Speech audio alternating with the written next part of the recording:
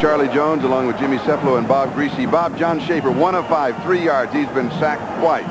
A terrible start. It's a fish out of water, Charlie. He needs a running game so he can throw. He is an average passer at best. He is an intelligent man. He can check off to the run, but he cannot carry this offense by himself. And here is Dozier, the man who should carry it. He's got the first down, and he is outside the 30. Could this be the spark for Penn State? 19 yards for D.J. Dozier.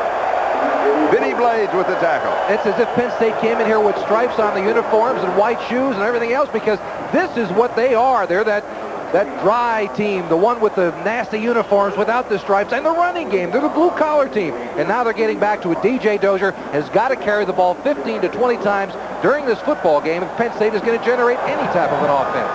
And it's a first down at the 33-yard line. Time remaining 8.5 minutes in the second quarter. And to give us a second back, D.J. Dozier, and he fumbled the ball and fell on it. And Jerome Brown was right there for the Canes. Dozier recovered the fumble.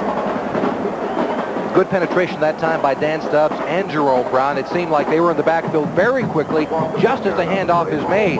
That is Jerome Brown. He gets around the block from the lineman up front. That's number 74, Stan Clayton, who doesn't get a hand on him. The ball is fumbled. D.J. Dozier hops on it for Penn State. Darrell Giles checks in at wide receiver for Eric Hamilton. 2nd and 11. Here comes pressure. Schaefer to throw. And he is hit. They're going to rule it a fumble, and Miami has recovered. Bill Hawkins recovers the fumble. Jerome Brown caused it. And a loss of 9, and the turnover, and the Canes have it. All right, it seemed like Schaefer was unaware of the player making the tackle down below. That looks like Jerome Brown. The ball comes out, and it seems like it didn't even touch the ground. Did that hit the ground? Maybe ruled as an interception. Let's find out. Here's Jerome Brown, number 98, getting to him. The ball does not touch the ground. No, it's an interception. It's an interception. That's right. Hawkins gets an interception. And Miami with the golden opportunity at the Penn State 23-yard line, first down. And here's Highsmith. And he is out of bounds at about the 15. Trey Bauer was the man chasing him for Penn State. So a gain of 8 yards on the play, and it's going to be 2nd down and 2. Ball placed down on the Penn State 15-yard line, 2nd and 2.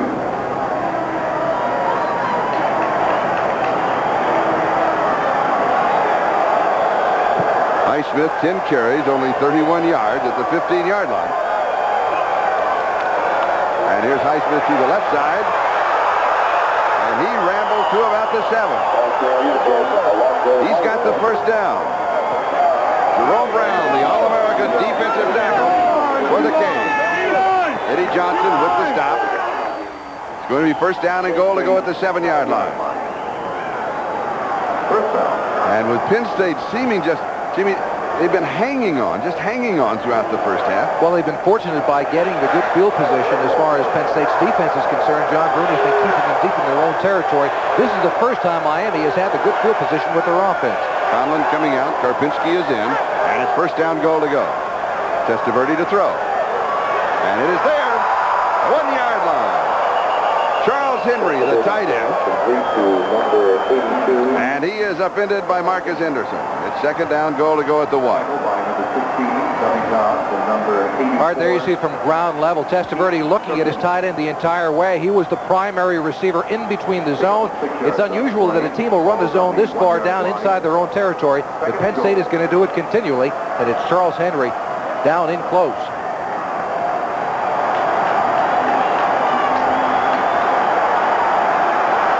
Bratton and Highsmith are the running backs. And it is Bratton over the top. He is met, but the ball just breaks the plane. That's all that it has to do. It is a touchdown. Scoring from a yard out.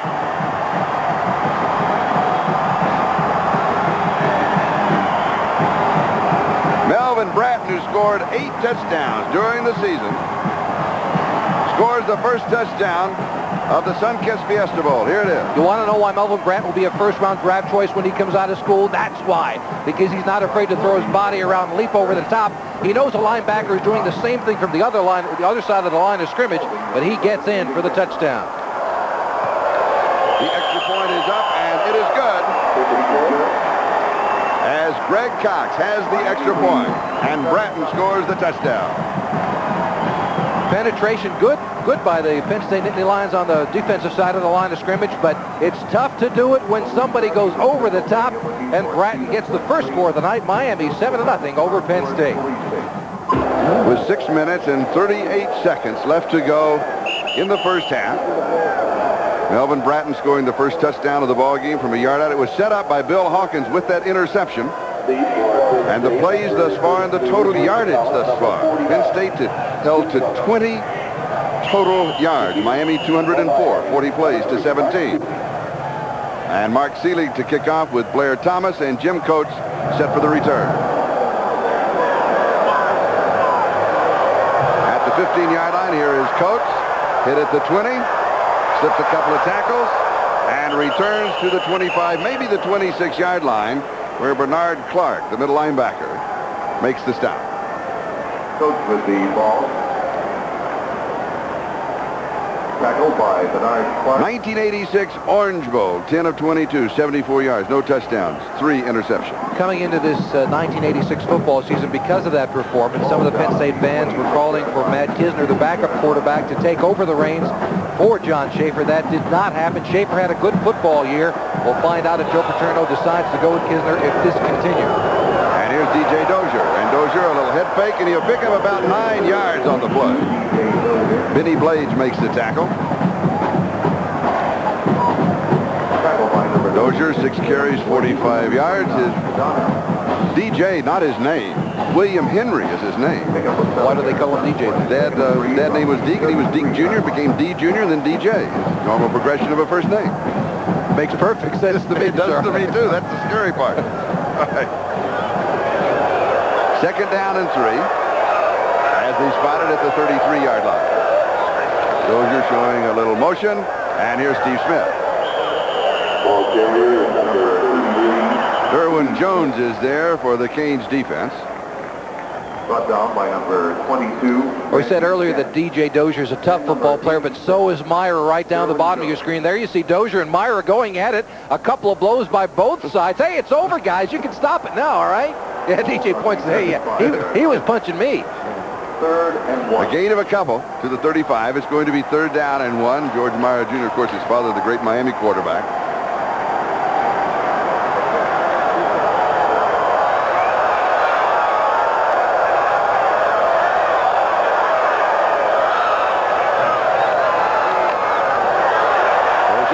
First down and goes out of bounds just shy of the 40-yard line as Don Ellis moved up from defensive cornerback. So we'll mark it at the 39 and a first down.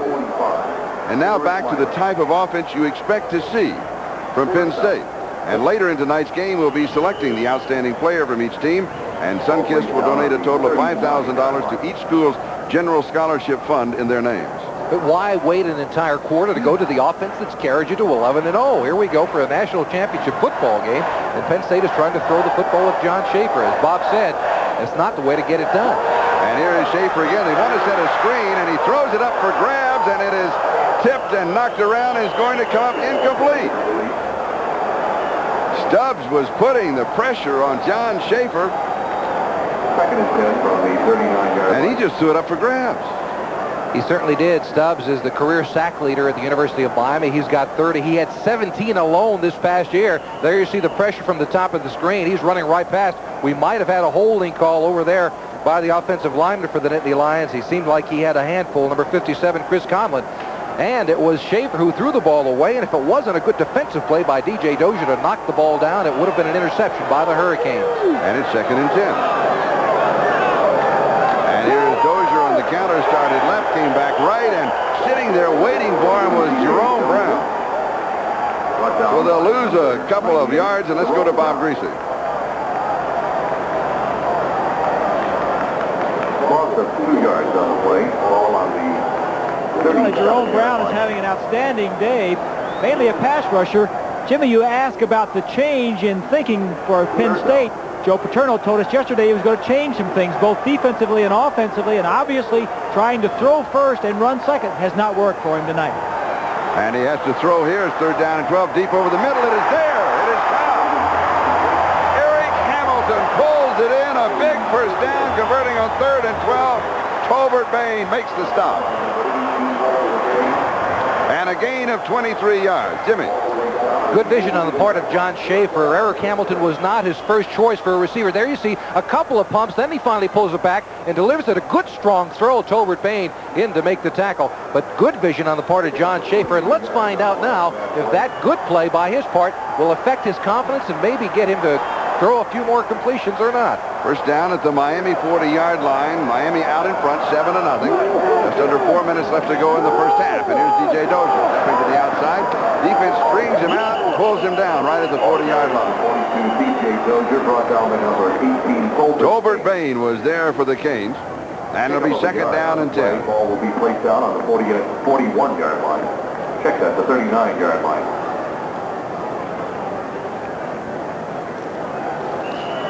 Second and 10 at the Miami 40. Jimmy Johnson, the head coach of the Canes.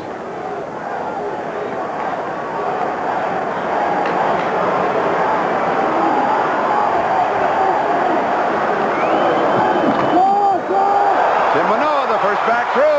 And Manoa rambles to the 20-yard line. He has 20. Back-to-back plays of more than 40 yards. Randy Shannon with the tackle. 41-yard line. Pick up 18 yards on the play. And here's another look. Good blocking on the part of the offensive line of Penn State, opening a wide gap for the running back Tim Manoa to get up and through. They spot it at the 21-yard line, and it's a first down.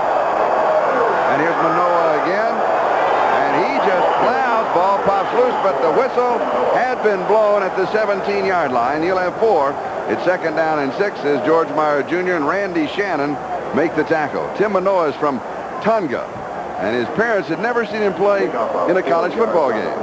That until the Pittsburgh game, the last regular season game for the Nittany Lions this past year, and the team, the Penn State seniors and the rest of the club, put a money together, enough money to send them from Tonga to watch their son play in the first ever college football game for them. Manoa comes out for a breather. Steve Smith comes in, and Schaefer to throw.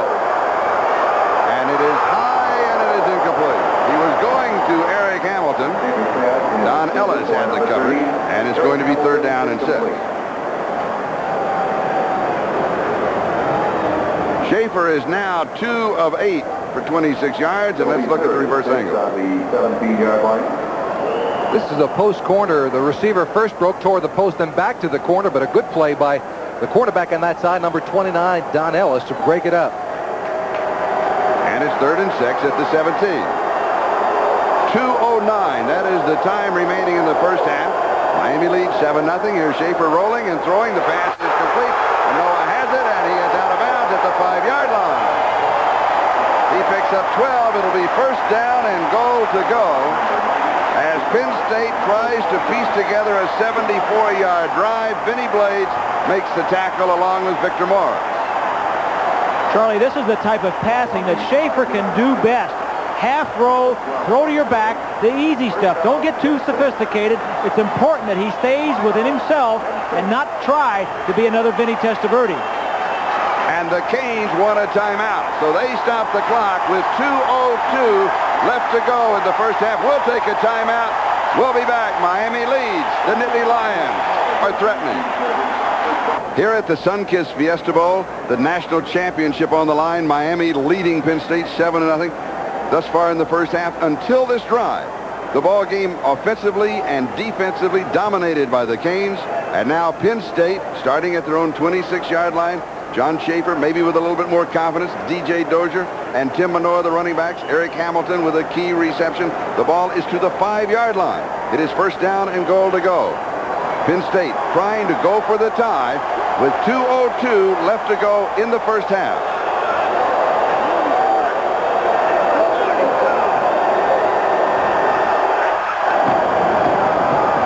Manoa. Ball is loose, and it is recovered by Penn State. It was Darrell Giles who recovered the fumble. Fumble recovered by number 28. Second down, goal to go at the 4-yard line. Manoa spinning out to the left. 1 yard. It's just knocked loose. Second and goal from the 4. Offensive changes for Penn State, defensive changes for Miami. 9 seconds now on the 25-second clock. Penn State will have to hurry. 3, 2. They get it off with a second to go. Schaefer rolling, wants to throw. It's open to run, and he dives for it, and he's got it.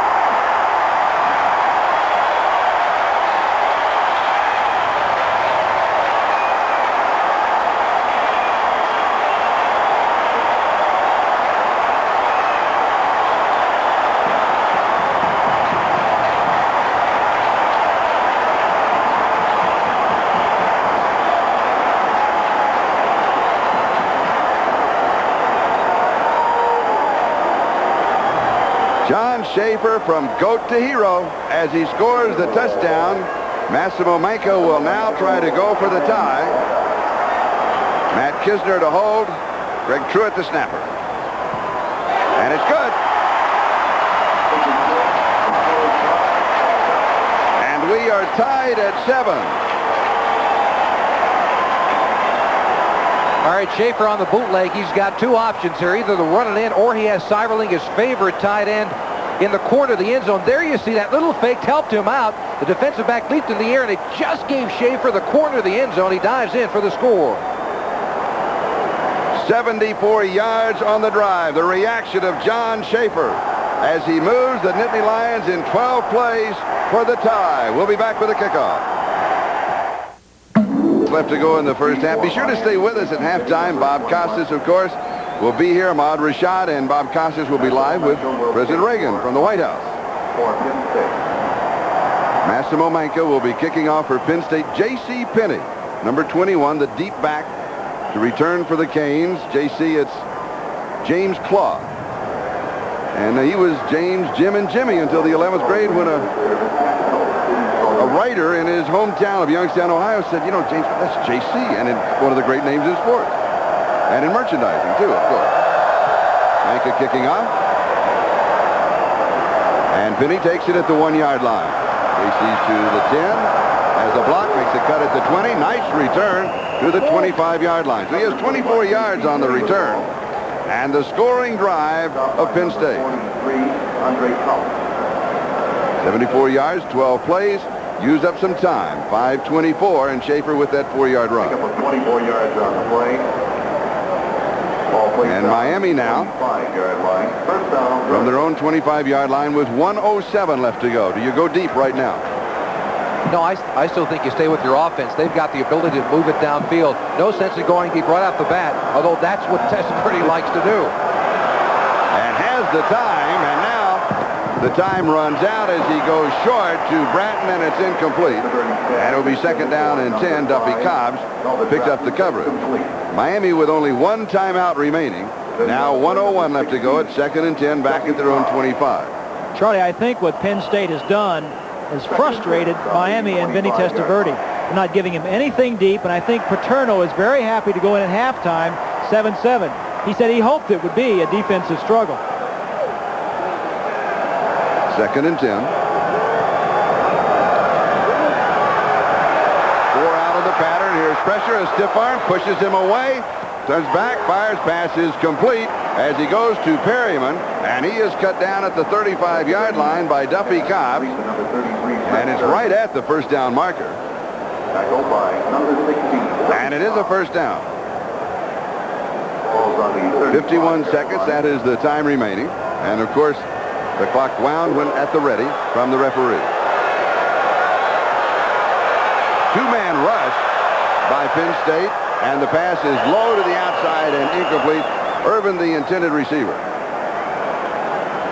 And I think that the mind games that Joe Paterno is paying off because Testaverde is not as sharp with the long layoff that he's had. Well, this is what they're doing unusually. The Nittany Lions are blitzing people, but they're playing zone behind it. Usually when you blitz somebody, before when you mentioned the stiff arm that Vinny Testaverde gave to number 3, Marcus Henderson. He's the strong safety.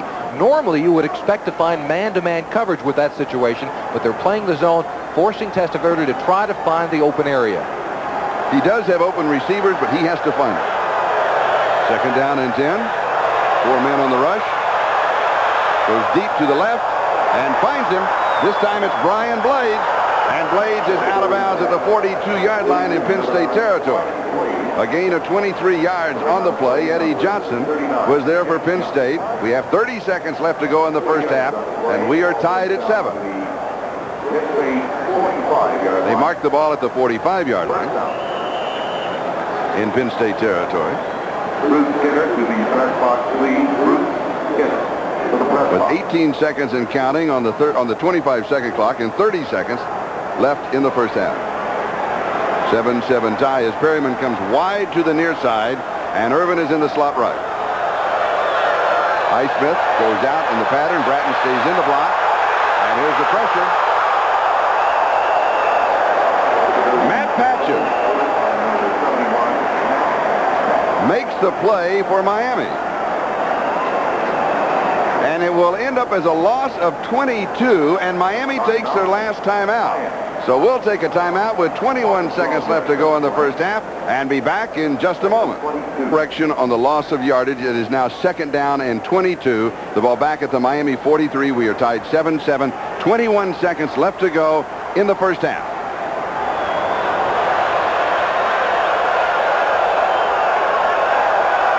Both backs stay in the block this time for Testaverde. He wants to go long, and he does far side. And it is incomplete. Brian Blades, the intended receiver, and Eddie Johnson breaks it up. And it's going to be third down and 22 with 13 seconds left to go in the first half. And Eddie Johnson just takes a slight gamble here. If he misses this ball, Brian Blades goes down the sideline with no one to touch him. There's a long throw on the part of Testaverde, but he did have enough on the ball to make sure that Johnson did not get in front for an interception. Testaverde now 13 of 24, 161 yards, and a touchdown. 13 seconds left to go, second quarter. Conlon comes on the blitz, can't get to him. Testaverde rolls, throws, pass is complete to Irvin. Irvin heads for the sideline. He wants to stop the clock. He goes out at the 34-yard line with 3 seconds left, 23 yards on the play, and Mark Seelig is in with a field goal attempt. And he has hit this year from 47, 48, and 49 yards, but a flag back at the 44-yard line. And that's the reason you see Seelig coming back to the sideline. And the penalty will be marked off against Miami. And here's the call from Jimmy Harper. Beyond the line, we threw the ball. Loss of down. Ineligible receiver beyond the line when he threw the ball. And it is a loss of down. With 3 seconds to go. Loss of down. And a penalty of 5 yards. Charlie, with the way the Penn State defense is playing, they're playing so deep it's a prevent. Miami could try a Hail Mary, but hope for an interference. But interference in college is different than pro. I doubt if we'll see it. And they go with a straight handoff with Highsmith trying to break it up front. And he goes to the 42-yard line of Penn State as time runs out in the first half. He picks up 18 yards on the play, but the first half comes to a close, and we are tied at 7-7 between the Hurricanes of Miami, the Nittany Lions of Penn State, in the battle for number 1. Now let's go down to Ahmad. All right, Coach, one of the things you wanted to do is to keep their offense off the field. You did that pretty well first half. Well, no, we didn't do it. We're not doing well enough offensively. We've got to do a little better job getting into some kind of a rhythm. We're jumping all over the place. I thought that last drive was pretty good, but we've got to do a little bit more of that. All right, that's what you expect to do coming out the second half, get some more rhythm. We got to get a little better balance. We got to do a little better job with our pass protection. They're doing a couple of things in there that got us confused, and Brown's tough. We got to figure a way to get maybe double him up a little bit. All right, good luck to you, Coach. All right, back up to you, Charlie. All right, thank you, Ahmad. So the first half has come to a close. A little shaky in the start. The Hurricanes defense exceptionally well. They set up the touchdown drive of Miami's. It was only 23 yards in 4 plays. Bill Hawkins started off with the interception. Then Penn State came back with their long drive of 74 yards. Schaefer scoring from a yard out. It's 7-7 tie. Halftime activities will continue in a moment. And that means that we'll be right back after these messages from your local station. The battle for number one, and at halftime, nothing's been settled yet. Penn State 7, Miami 7.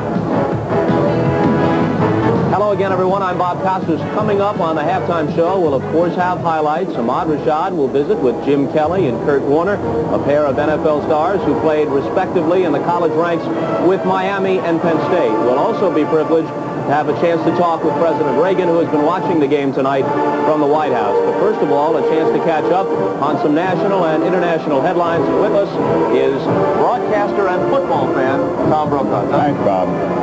Good evening, everyone. The known death toll now in that Puerto Rico hotel fire now stands at 95. Investigators have been searching the Blackened Ballroom and the casino section at the base of the DuPont Plaza Hotel for the remains of the missing and for any signs of incendiary devices. Several tourists say that they were warned that there would be a strike and bombing. So far, however, officials have not reported finding any evidence of arson. Students in Beijing took to the streets once again today. The Chinese government has condemned these demonstrations, and it has also made a few arrests.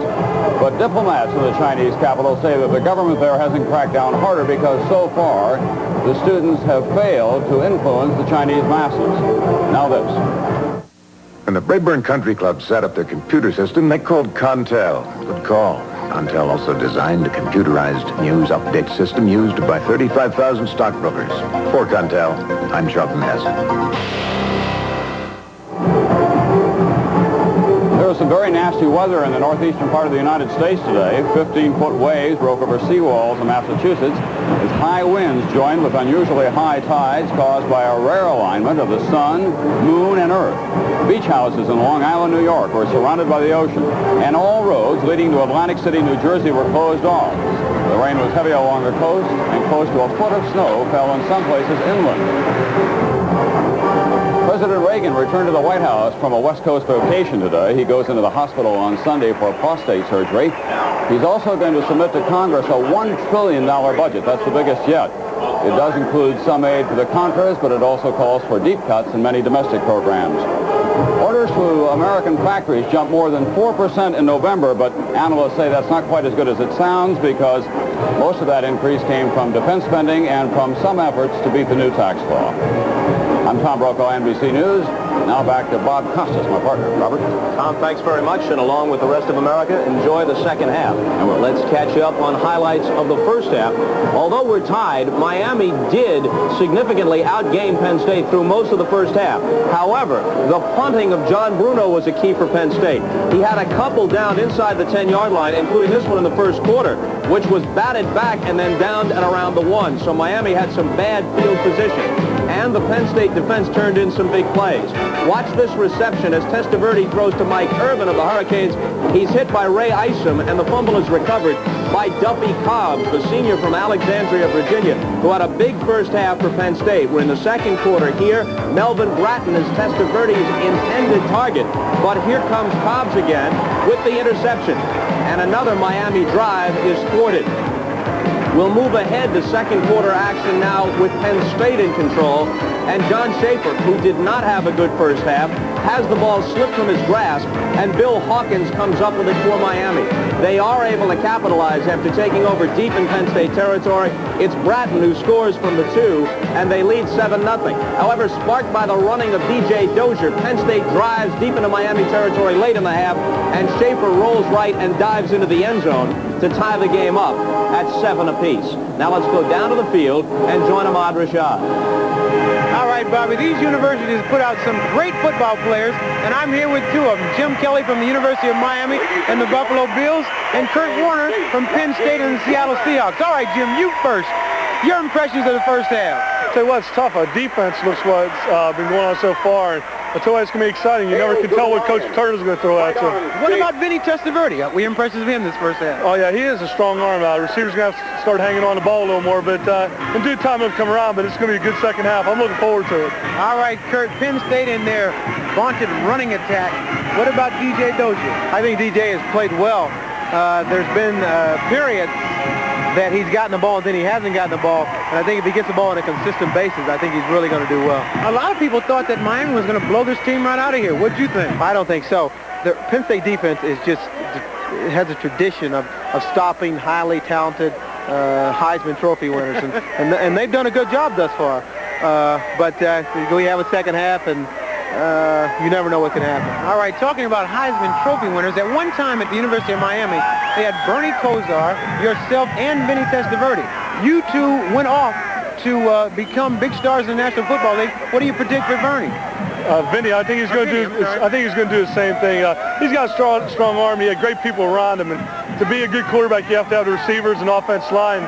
He's shown that he has it right here. It's a matter of what team he gets hooked up with. It looks like maybe Tampa Bay, and I wish him all the luck in the world. It couldn't happen to a better guy, and hopefully he can go on to do what me and Bernie has done so far. What was it like being on a team with all three quarterbacks like that? I'll tell you what, it was tough at the beginning because you know, you had Bernie and then you had Vinny. It was just a matter of who was going to get the chance first, and Bernie did. And I think Vinny has a lot to thank Bernie for in one respect, and that's leaving a little early so he can get his chance to show what he can do. And I'll tell you what, three good quarterbacks, and hopefully it'll be one after him. All right, now let's talk about your season with the Seattle Seahawks. You guys, at the end of the season, were as strong as anybody in the league, but you had a big dip in the middle. That's what happened. We hit like a rock wall about 4 games, and we couldn't get the ball moving down the field at all. And it was just everything was going bad against us at that particular time. But at the last 5 games of the season, I thought we were probably the hottest team in the NFL. Just unfortunate that we couldn't put it together and win enough games when we were having that down spell to maybe go 11-5 instead of 10-6. And you can't complain. That's the way the system is, and if you lose, you're out. If you win, you're in, and that's just the way it is. Put you on the spot. Denver, New England on Sunday. You are putting me on the spot. Yes. Because they're in Denver, I would go with Denver, but I have a lot of respect for New England. Oh, too late. You went with Denver. Cleveland Jets tomorrow on the spot. Cleveland Browns and Bernie Kosar. All right, Bob, back up to you. Okay, Ahmad, thanks very much. In just a moment, we'll visit with President Reagan from the White House, but right now, while we have an opportunity, and as is customary on these college football telecasts, we bring you a message from each of the schools, Miami and Penn State. University of Miami is an oasis of academic excellence located in one of the most beautiful suburbs in South Florida, Coral Gables. A private institution with just 8,000 undergraduate students, the University of Miami is selective in its recruitment. Students here receive a personalized education that gives them the tools they need to succeed in any endeavor. Included in our wide range of majors are some of the most unique programs in the country. Innovative courses such as music engineering and marine science. A variety of honors programs are available to top students, some assuring freshman entry to our medical school, law school, or other graduate programs. The University of Miami is a major research institution, giving students access to professors whose research is pushing the very leading edge of knowledge. It's a great place to learn, a great place to live. Expand your horizons at the University of Miami. In 1906, Homer Braddock graduated from Penn State and left the Vale of Old Mount Nittany. Although he lived to celebrate his 100th birthday, he never forgot his alma mater. In 1984, Homer Braddock died, still remembering. To Penn State, he left over $5 million, asking only that it be used to create scholarships in Penn State's College of Science. His legacy is now bringing some of the country's highest achieving students to Penn State. I was impressed with the research facilities and the fact that I would be able to do research as a freshman. And right now I'm doing research in protein metabolism and the breakdown of amino acids. And I will begin recombinant DNA work in relation to this particular problem. Homer Braddock remembered Penn State. For generations, Penn State will be remembering Homer Braddock.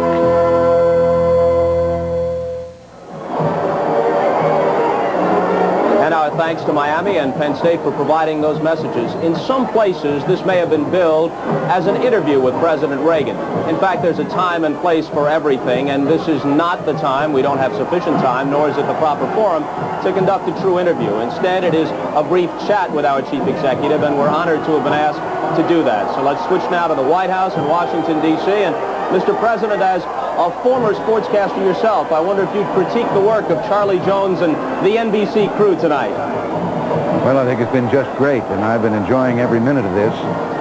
I, of course, have to tell you that having done all of my broadcasting on radio, I don't envy those of you who have to talk on television, because I liked it better when the audience had to wait to find out from you what was going on. Mr. President, I'm sure as a former sports broadcaster and a man experienced in the media, you'll appreciate this problem. The nation can hear you, and I can't. So I'll just have to roll with the punches on the interview as we're having some technical difficulties. I know that one of your first experiences as a sports broadcaster, in fact, your audition was to recreate a football broadcast, and that's how you got your first job. Could you tell us about that? Yes. As a matter of fact, my first time on the air to broadcast was to broadcast the Iowa-Minnesota homecoming football game. But it's true, the audition was, you might say, almost an accident. I had been knocking on doors and asking for jobs for a long time and hitchhiking around the Middle West, and discouraged once again as I left the office of a program director, WOC Davenport, WHO Des Moines. I said, just expressed the desire that I'd like to be a sports announcer, and fortunately the elevator wasn't at the floor when I got there, because this gentleman came hobbling down. He was somewhat handicapped, and two canes, caught me at the elevator and said, "What's that you said about sports?" I told him that's what I wanted to do, and he asked me if I could imagine a football game and tell him about it, and I said I thought I could. He took me in a studio, my first time to ever be in a radio studio, stood me in front of a mic, said, "When the red light goes on, start broadcasting an imaginary football game." Well, I didn't exactly imagine it. The previous season, I was just fresh out of college. The previous season, we had won a game in the last 20 seconds with an off-tackle smash in which I, as the right guard, was supposed to take the first man in the secondary, which made it possible for our quarterback to make the play. And in the game, I missed my block. And I don't know to this day how Bud Cole scored as he did. I didn't miss the block in the recreation. I delivered a block that I described in great detail and cleared the path for Bud Cole. But it was I chose to go in the fourth quarter, and about 15 minutes of all of that, and then that fabulous touchdown finish, and finally just grabbed the stem of the mic and said, "That's all I can do." He came in and told me to be there Saturday. I was broadcasting the Iowa-Minnesota game. Mr. President, I know you have strong feelings about the proper place of college sports in America, keeping it in proper perspective. Would you share those thoughts with us, please? Well, yes. I think it's awfully easy to get carried away and sort of make players feel that they're not really students of the college. They're sort of hired hands to be there and play. I hope that isn't widespread, and I don't think it should be. I think that the old college try and the college spirit is really the thing that makes college football great. And I think that the students are there, or the players are there as students, and they should be there with that in mind. Mr. President? Yeah? Go ahead. Finish your story, please, sir. No, I was just going to say, I think that a number of schools are coming around to that realization. I first heard what it was like from a fellow who had been a star quarterback on a big university team. And I'm not going to name the university, but he quit and he came to the school that I had gone to, a little college in Illinois called Eureka College, because he lived in an athletic dorm. He ate at an athletic table. He just didn't feel that he was a member of the student body. And he came to that little school where he loved it. Mr. President, we all wish you well as you face surgery in the next few days, and we want to extend from all of us here at NBC Sports our thanks for the time you spent with us, and a Happy New Year to you. Well, thank you. A Happy New Year to you, and your good wishes. Really, what I'm going in for is kind of a breeze. I've been there before. So don't waste any sympathy. I don't feel ill at all. But I'm enjoying this game, and it's been a thriller, and I'll be watching for this next half. Thanks very much, Mr. President. The kickoff is coming up shortly to start the third quarter, and we'll continue following these messages from your local stations. There are only two things that are better than football, and the other one is Stingray. Your impressions the first half? Well, it was quite a battle. That's what we were expecting. We knew it was going to be a 60-minute ball game. A couple of penalties really hurt us there in the first half. I felt like if we hadn't had the penalties, we could have put some points on the board because, Penn State didn't really stop us. We turned it over a couple of times, and then we had penalties that stopped us. What could you possibly say to your team at halftime? Well, yeah, I told them that they had two little plays offensively that we got caught out of position on, and we corrected that, and so we can stop them defensively. Our offense, we stopped ourselves. If we eliminate the turnovers, hold on to the football, eliminate the penalties, we'll put points on the board. All right, Coach. Good luck to you in the second half. Okay, thank you. Okay. All right, back to you, Charlie. All right, thank you, Ahmad. I have one thought, and it hope this doesn't upset anybody, but every time you talk to an announcer or a former announcer, if you notice when two announcers are talking together, the voices get lower and lower. Did you notice how President Reagan's voice, he lowered his voice the longer? It's just natural. We all do it. All right. By the way, there is no overtime. We are tied 7-7. There's been some talk about it. Of course, it was turned down by the NCAA. Manka will be kicking off, and Melvin Bratton is the deep back. We even asked the officials about it. The official said, when the game's over, we leave. That's right. So if the teams decide to stay on the field and go at it for another quarter or so, the officials won't be there. Second half is underway. And Bratton takes it at the 1-yard line.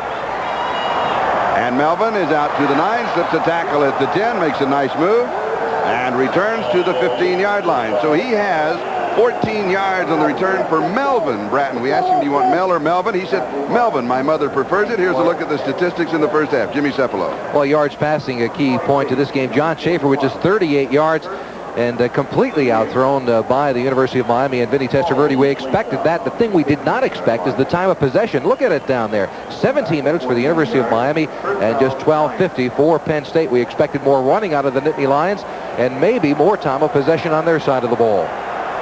A long layover at the end of the season. Now the two teams with a half underway. Let's see if they can turn loose here. And Bratton, the ball carrier, hit at the line of scrimmage, spins and picks up a couple to the 17. It's going to be second down and 8. Ray Bauer with the tackle. Testaverde tonight. And that's his attempts, completion, and yardage spaced out. 10 yards, 10 to 19, 20 to 29, and more than 30. As you see down the bottom of the screen, very few completions between 20 and 29 yards, just one, none past 30 yards. That's because of the deep zones that the Penn State defensive backs are playing. Second and 8. Testaverde, little play action. As time drops it over the middle, it's dropped. Alvin Highsmith. He's a good receiver, too. That happens. You just drop one. Well, he's more than just a good receiver. He really has done a lot for the Miami offensive passing game because a good blocking fullback is not expected to be that good of a receiver, but he can do it all. And here, crossing action underneath with the two backs, a check down, a little bit of a dump pass on the part of Testaverde, and he starts running before he has it firmly in his grasp. Third down and 8. First third down opportunity of the second half. Testaverde, far side. Irvin juggles it, and it is incomplete. So two opportunities slipping away from the Hurricane. Highsmith and Irvin. And it is fourth down and 8. Now, Penn State said coming into this game they were going to allow Miami to catch the short balls, but they had to come up and hit them. What happens to a receiver sometimes, if you go across the middle, catch a ball, and get hit, enough times you start looking behind you and not concentrating on the football. Michael Irvin did it that time and dropped the ball. Beagles with his second kick. He gets it off. A flag is down. He was hit. They'll bring it all back. Here's Coates on the return. There was running into the kicker. 51 yards on the kick, a 6-yard return. They're going to bring it back. Now remember, it was fourth down and 8. And of course, as you know, in college ball, you can be blocked into the kicker, still a foul. And let's see what happens. Ray Isom has a clear shot to it. The fullback comes over and does hit him, but as you said, Charlie, Isom could not help it, but it is still a foul in college football. Yes. And they bring it out to the 22-yard line. 5 yards. Here's the call.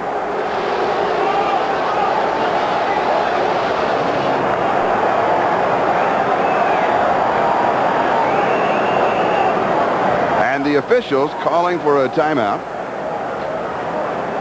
And this is the head coach, Jimmy Johnson. Of course, now he can, if he thinks that there's been a misinterpretation of the rules, then he can call for a conference, not for a judgment call, but for a rule conference. So he may want to, in this case, if it is not enough for the first down, he may want to refuse it and take the kick because it was an excellent kick. And that is what the call is going to be. 51 yards and a 6-yard return, yes. You got to do it again. You can't get much better than that. He is blocked into it, but as you can see, Darrell Oliver, number 37, with the block, and there's no way that Ray Isom can get out of the way of Figos punting the football. But in college ball, again, that is a flag. And Jimmy Johnson with the good call because it was a great punt, and Penn State will take over possession at their own 38-yard line. It was 5 yards on the penalty and not an automatic first down, and that's the reason they went back and took the punt. And Penn State has the ball at their own 38-yard line, first down. Going with a double tight end set. And Pomfret in motion. And here's Dozier. And Dozier just fights his way to the 42-yard line, 4 tough yards, and it's going to be second down and 6. As Winston Moss was there, Rod Carter was there, and George Meyer, so all 3 linebackers got into the play. And there is George Meyer. Notice the gloves that he has. Those are really offensive lineman gloves, and he's taken the padding out and cut the fingers out to give him a better touch, better feel. You mentioned a running back taking a beating with his hands. So does a middle linebacker delivering those forearms. They also have the hands of 65-year-old men. Yes. Second and 6. Laper taking a lot of time. A fumble on the snap from center, and Miami says they have the ball. Penn State says they have it. Let's see what the officials say.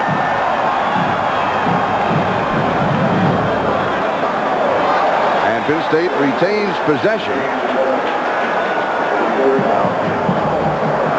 at the 42-yard line. It's going to be third down and 6, and you will recall in the first half that Miami's touchdown came on a 23-yard drive, and that was after Bill Hawkins. We thought it was a fumble recovery, but it ended up an interception because the ball never got to the ground.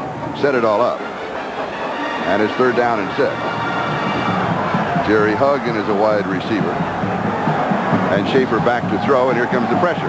Pretty good protection. Tipped it in the air. A diving interception. They say no, could not get to it. And that was Selwyn Brown trying to get there. Brian Seiberling, the intended receiver, is going to be fourth down and 6. And that means that John Bruno will be kicking, and David Kintow will be the return man for the Canes. And John Bruno, excellent exhibition of punting in the first half. Well, he's been Penn State's best weapon thus far. He put a couple of balls inside the 10-yard line, and as you see, a 42-point average. And this is his fifth punt. Here's pressure, and he gets it off. And again, it was Bubba McDowell with the pressure. Kintai at the 20 to the 25, and nailed at the 27-yard line. 39 yards on the kick with an 8-yard return. Bubba McDowell, who almost got to the punt, had 5 blocks during the regular season. We've got a timeout, and we are tied at 7. Buffalo and Bob Greasing. Charlie, the Hurricanes have got to be frustrated because they've averaged 38 points a game. They've gone a little over a half, and they've only scored 7 points. The key here is patience. And Testaverde rolling left. Has lots of time. He goes deep. Irvin battling for the ball. It is incomplete. Outstanding defensive play by Eddie Johnson. So Testaverde now 13 of 27, 161 yards and a touchdown. That's the first time that he has just gone for all the marbles. It is now Irvin downfield. Testaverde scrambling around. Normally, a quarterback is not able to throw the ball that far. The crowd is booing because they want an interference call on Michael Irvin, but he was going after the football, and no call is made. Nice play by number 39, Eddie Johnson. And that is Testaverde's first attempt for more than 30 yards in one fell swoop. And it's second down and 10. Miami at their own 26-yard line. We're tied 7-7. Just over 12 minutes to go.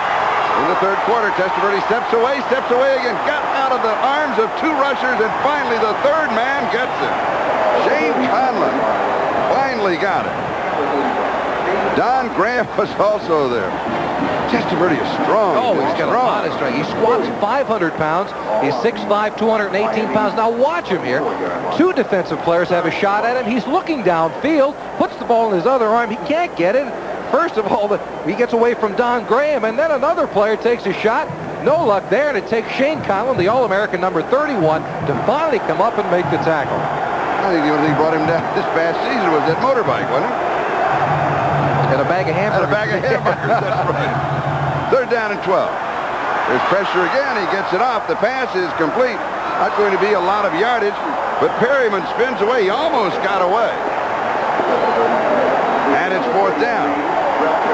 Eddie Johnson makes the play. The Nittany Lion defense now taking over control of the ball again. Early on, it was the Kane defense of Miami.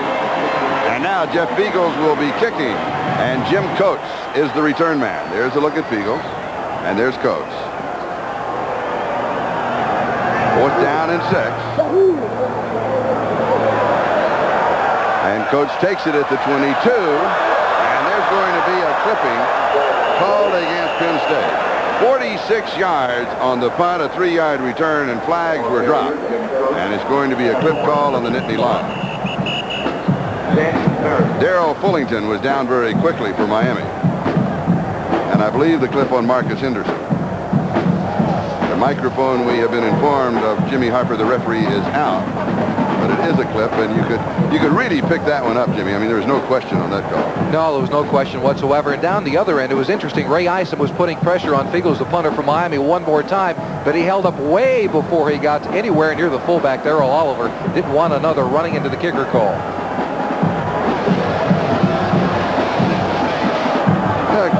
And there's the clip call. We've got a timeout. 10:59. That is the time remaining. We are in the third quarter. It is 7-7 battling for number 1. Schaefer, the senior quarterback for Penn State, out of Cincinnati, Ohio, 3 of 10, 38 yards. We mentioned this number at the top of the telecast as a starting quarterback since the 7th grade, 65-1, only 1 defeat. But Bob, he's having a terrible night. He's having a tough time, Charlie. I'll get back to it after this play. Okay, let's see what he does here. First down for Penn State at the 13.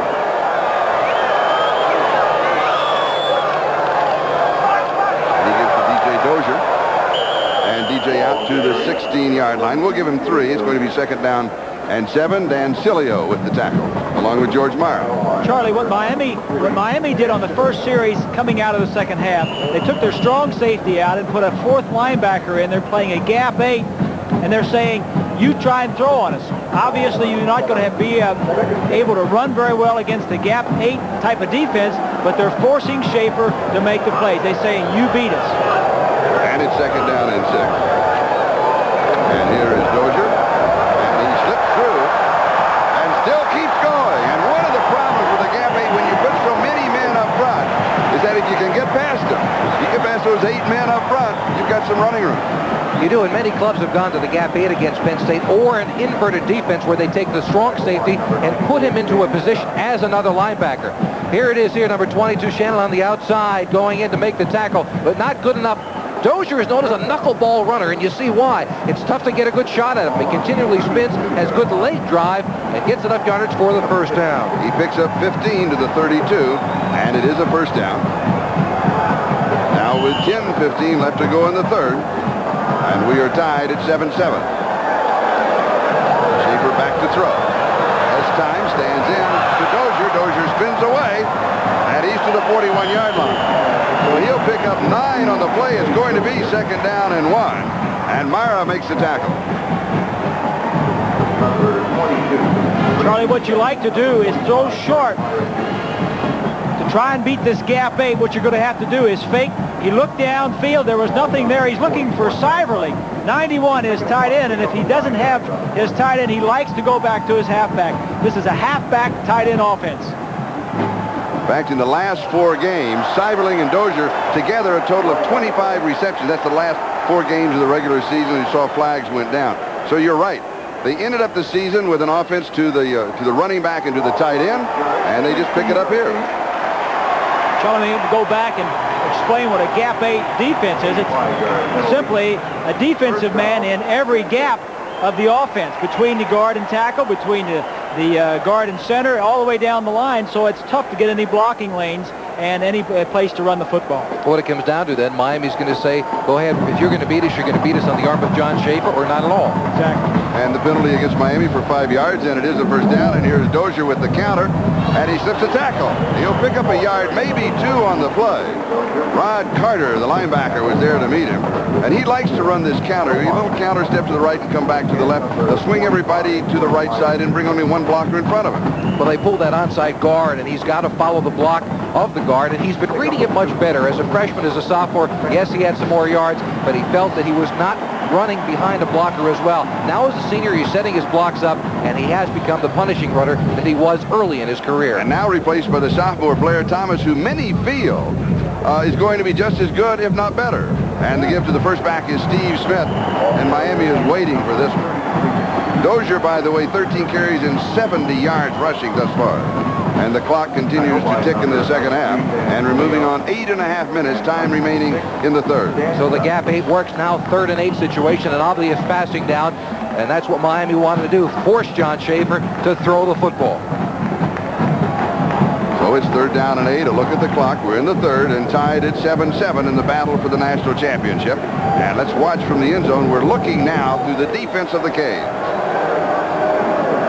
And you can see exactly what Bob Greasy was talking about with the set of the 8 players. In the gaps, it is up, it is in the air, it is intercepted, it is Selwyn Brown. And Brown to the 40-yard line of Penn State. 18 yards on the interception return by Selwyn Brown, who this past season did not have an interception. Well, he was injured for most of the year, Charlie, and now healthy once again for this football game. First down, Miami. Dozier's upset about something. He was on the sideline, was not on the field to play for that particular down, and ran onto the field, wanted to make his opinion known to the officials on the field, and they are discussing it, John Schaefer and DJ Dozier, but they will not win the argument. And the ball is at the Penn State 40-yard line. The Canes have it, and they have a first down. And remember, they took a turnover in the first half at the 23-yard line and went in to score. They scored in 4 plays. And here's Highsmith. The sweep to the right side. Turns the corner and is spun under at the 33-yard line. He's got 7 at 2nd down and 3 as Duffy Cobbs makes the play. Boy, Duffy Cobbs has done everything. Yeah, Duffy Cobbs is a big hitter on the outside, but when you run into somebody as big as Alonzo Highsmith, this is what you get. Highsmith, again, he's a linebacker playing fullback. He doesn't care about his body. He just wants to get an extra yard. 65 yards and 13 carries for Highsmith. Warren Williams checks into the offense. 2nd down and 3. Testaverde to throw. Here's pressure from the outside. Pass is complete. First down, it is Williams. And Williams is stacked up at the 24-yard line. Keith Karpinski was there for Penn State.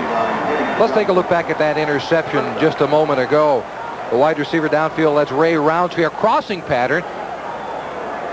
It's trying to go in between the zone, and a poor selection on the part of John Schaefer. Obviously, Roundtree not open, and Brown with the interception, and got a lot of yardage out of it, setting Miami up in good scoring position. And you saw what DJ Dozier was complaining about. That was an illegal chuck that was downfield because he was already past him. You can chuck anywhere in college football. There's movement. And as long as you stay in front of him. But if he gets past you and you hit him, it's illegal. As long as the receiver is in position to block a defensive back, then there can be contact. But once he gets astride of him or beyond, there cannot be any contact. And there was contact. They got away with one. This is procedure call against Maddox. Well, let's take a look at it and see if there is or not. No, I think so. Downfield, of course there is. Downfield, that's right. Number 30, Hamilton, is the one that was bumped.